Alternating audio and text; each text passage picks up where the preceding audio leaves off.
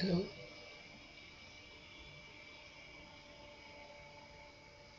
Okay, video. Okay. Okay, fine. We'll start now.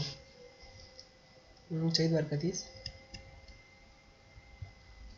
Very good morning, all. Okay, we'll start now. आज से हम second और practice subject की शुरुआत करने जा रहे हैं। तो पहले तो मैंने ऐसा अनाउंस किया था कि हम ये सब्जेक्ट जो है वो गुजराती इंग्लिश मिक्स यानी कि गुजलिस में स्टडी करेंगे, लेकिन अब मुझे रिक्वेस्ट आ रही है कि हमें इसे इंग्लिश में यानी कि हिंदी इंग्लिश मिक्स में लेना चाहिए।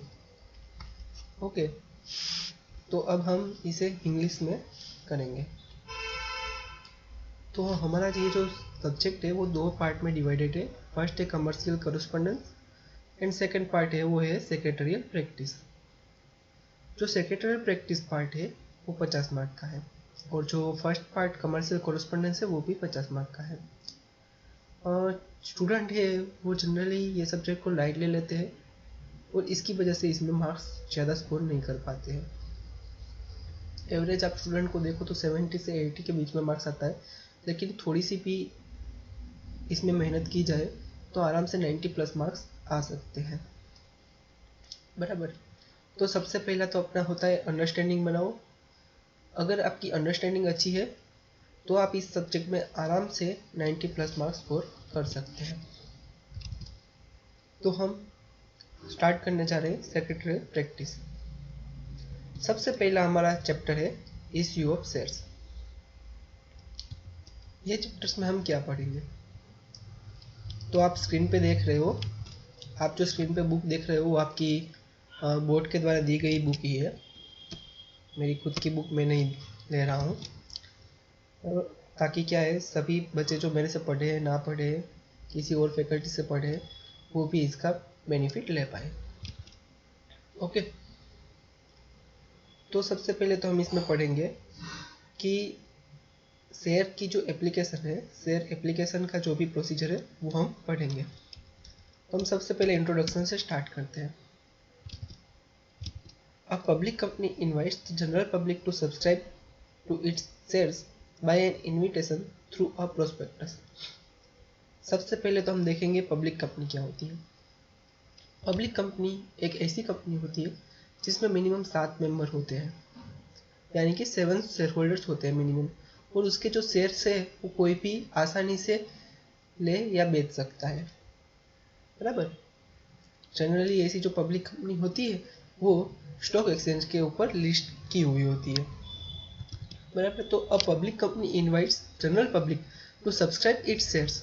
क्या करती है, जनरल पब्लिक को एक इनविटेशन देती है। कैसा इनविटेशन, कि आप हमारे शेयर्स ले लो। बराबर। और वो जो जिसमें इनविटेशन मांगा जाता है, जो भी डॉक्यूमेंट होता है उस डॉक्यूमेंट को प्रोस्पेक्टस कहा जाता है। बराबर। तो हमने क्या पढ़ा कि पब्लिक कंपनी है वो इनवाइट करती है, क्या इनवाइट करती है, क्या इनवाइट करती है, हाँ, पब्लिक कंपनी है वो जनरल पब्लिक को शेयर परचेस करने के लिए इनवाइट करती है। किससे इनवाइट करती है, तो प्रोस्पेक्टस से इनवाइट करती है। फिर क्या बोल रहे हैं, फिर बोल रहे हैं कि जो कंपनी है वो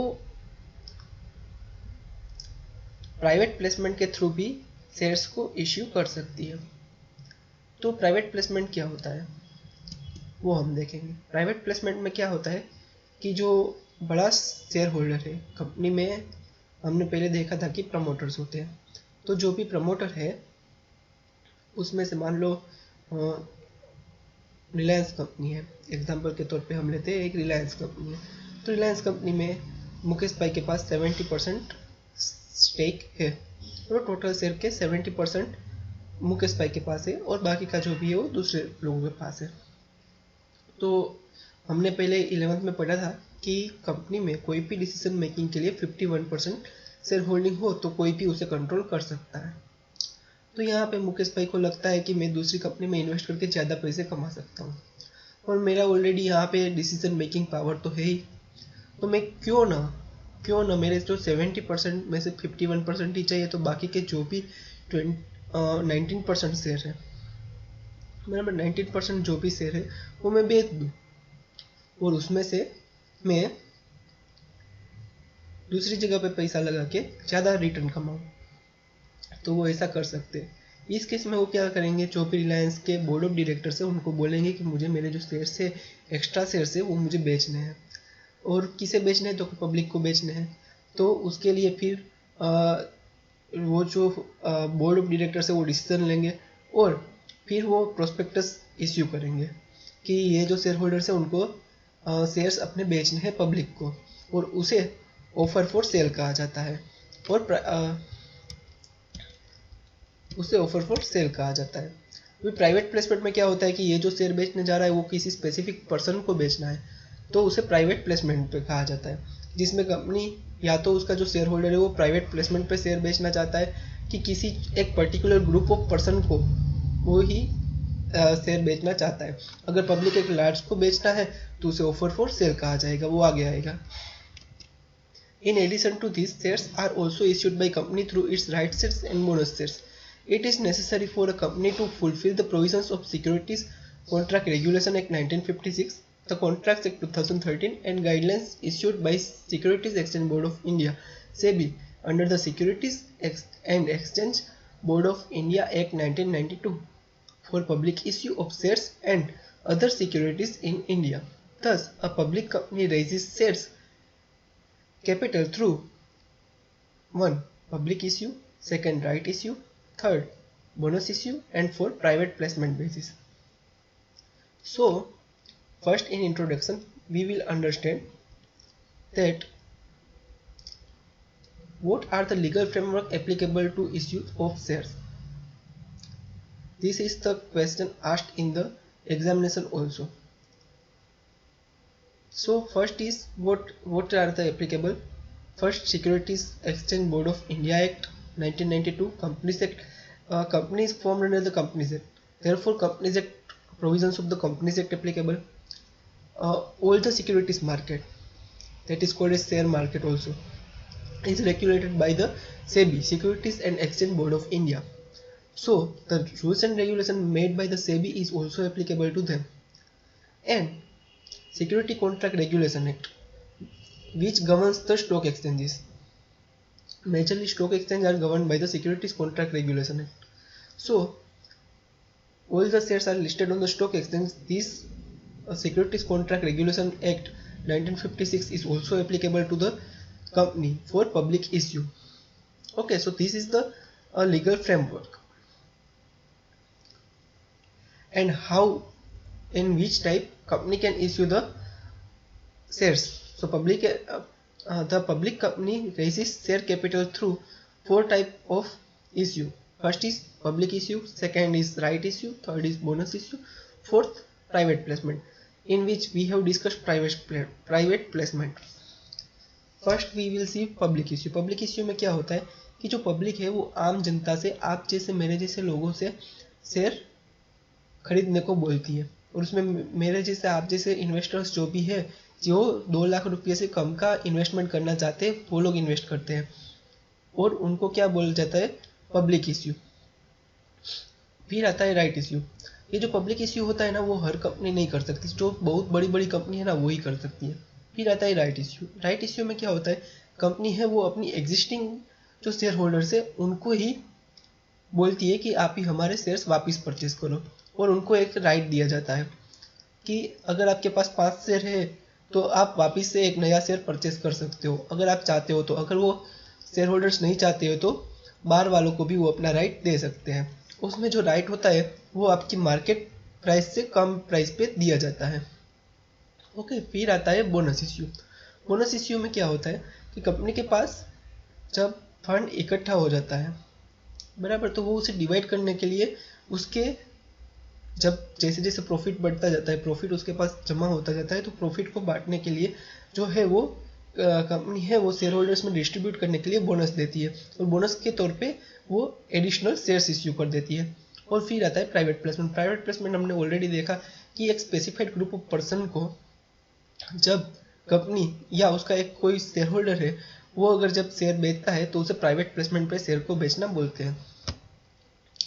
Along with initial public offer, existing shareholders can also offer part of their holdings to the general public through the prospectus by taking permission of the board of directors. This is called offer for sale. तो मैंने पहले ही आपको बताया कि अगर किसी share holder या promoter को भी शेयर बेचना है तो वो भी शेयर बेच सकता है। कैसे? प्रोस्पेक्टस के थ्रू ही बेच सकता है, और उसे ऑफर फॉर सेल कहा जाता है।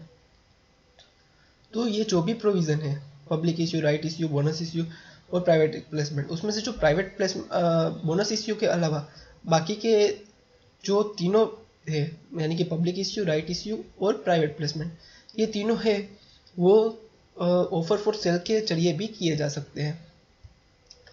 बट बोनस इश्यू है क्योंकि जो शेयर्स है वो तो किसी प्रमोटर के पास है या तो कोई शेयर होल्डर के पास है, तो वो बोनस इश्यू नहीं कर सकता है। बट अदरवाइज ये तीनों वो आसानी से कर सकता है। उसके लिए गाइडलाइन दी गई है सेबी ICDR रेगुलेशन 2018, उसके अंदर स्पेसिफिकली बोला गया है, और उसके प्रोविजन को इम्प्लीमेंट करके जो प्रमोटर या शेयर होल्डर चाहता है तो शेयर्स को इश्यू कर सकता है। फिर हम आगे पढ़ते हैं। This is called offer for sale. The prospectus is any kind of notice, circular, advertise or any other document through which the company invites the public to subscribe its securities.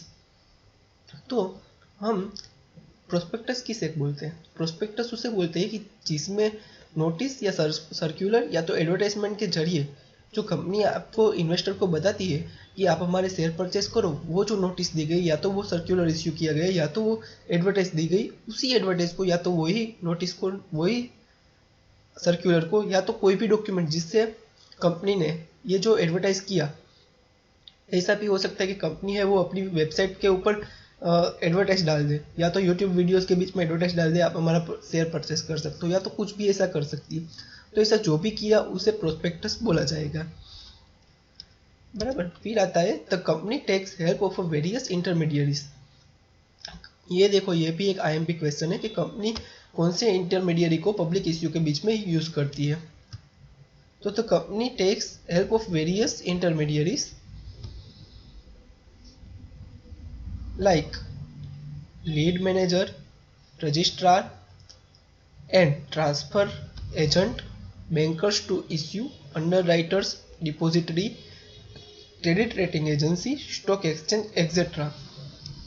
to complete the entire process of public issue. क्या entire process of public issue करने के लिए company है वो इन सभी लोगों की help लेती है। किसकी?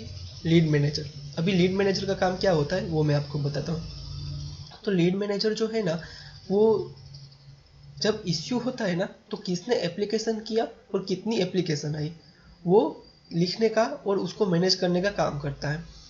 और जितने भी लीगल कंप्लायंसेस है सेबी के रिलेटेड वो लीड मैनेजर देखता है कि जैसे आप आगे पढ़ोगे तो उसमें आएगा कि एस्क्रो अकाउंट में पैसे रखने होते हैं। तो जब आपका पूरा लीगल तरीके से काम कंप्लीट हो जाए तो वो जो पैसा होता है वो तब तक लीड मैनेजर के अकाउंट में रहता है, ना कि बैंक के अकाउंट में। जो एस्क्रो अकाउंट होता है ना वो लीड मैनेजर ओपन करता है। तो वो आगे आएगा तब मैं वापस एक्स्ट्रा बताऊंगा। फिर आता है रजिस्ट्रार एंड ट्रांसफर एजेंट।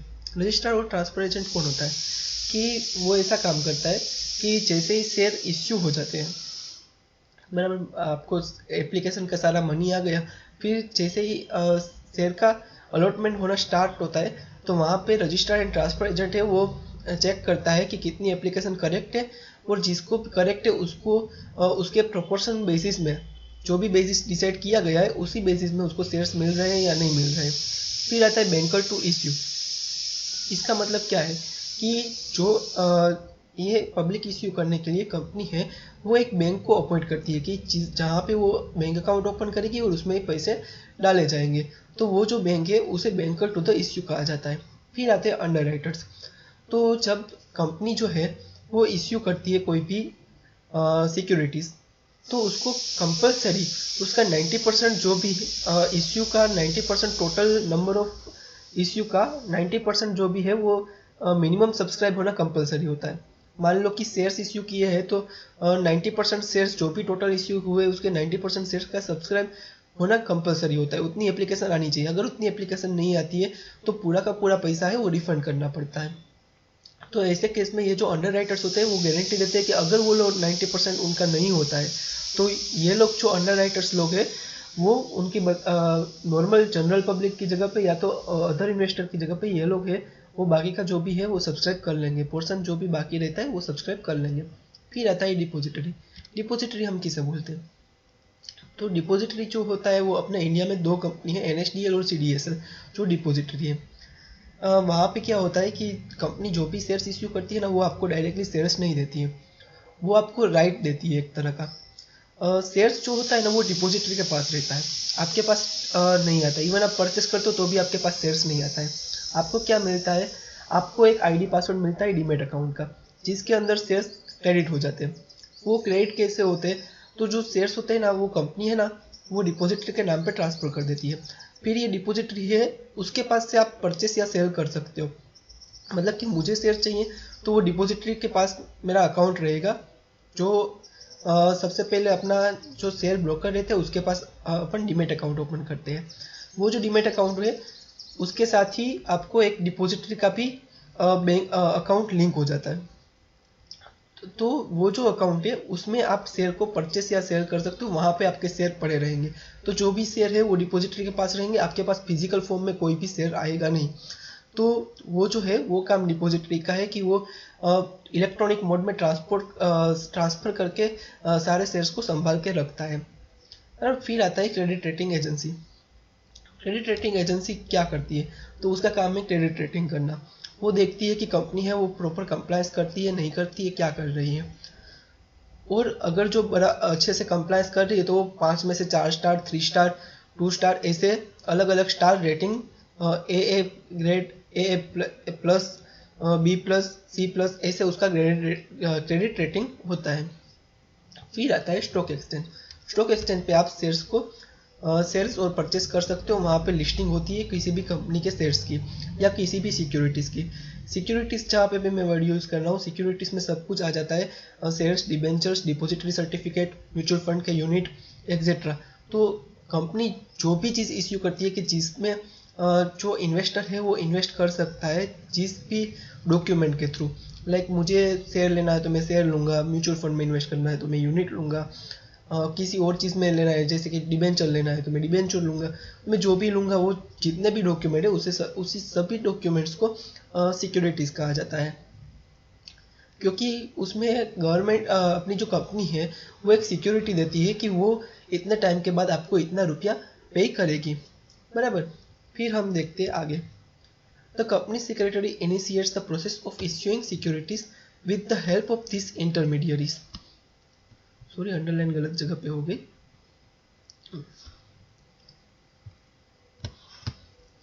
तो जो कंपनी सेक्रेटरी है वो क्या करता है? इनिशिएट करता है। क्या इनिशिएट करता है? Process of issuing securities with the help of this intermediaries by fulfilling provisions of prevailing laws.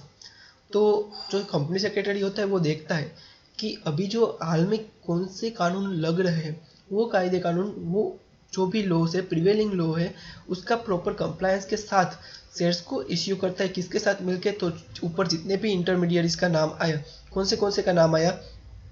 सबसे पहले था लीड मैनेजर, उसके बाद था share transfer agent, registrar and share transfer agent, उसके बाद हमने देखा था स्टॉक एक्सचेंज, उसके बाद था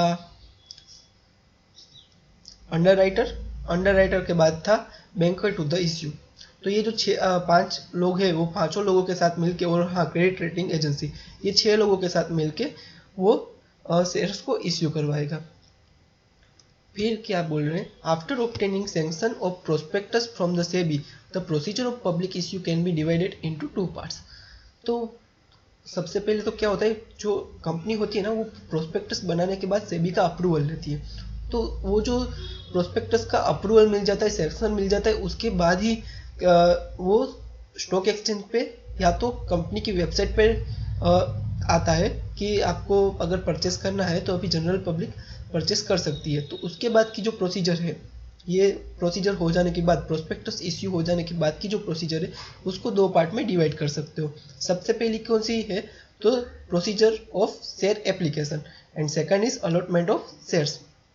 तो अभी प्रोसीजर ऑफ शेयर एप्लीकेशन है वो हम आगे की वीडियो में देखेंगे। Thank you. अगर आपको मेरा ये वीडियो अच्छा लगा हो तो लाइक करना, शेयर करना, सब्सक्राइब करना और आपके साथ पढ़ रहे सभी बच्चों को बताना। Okay, thank you.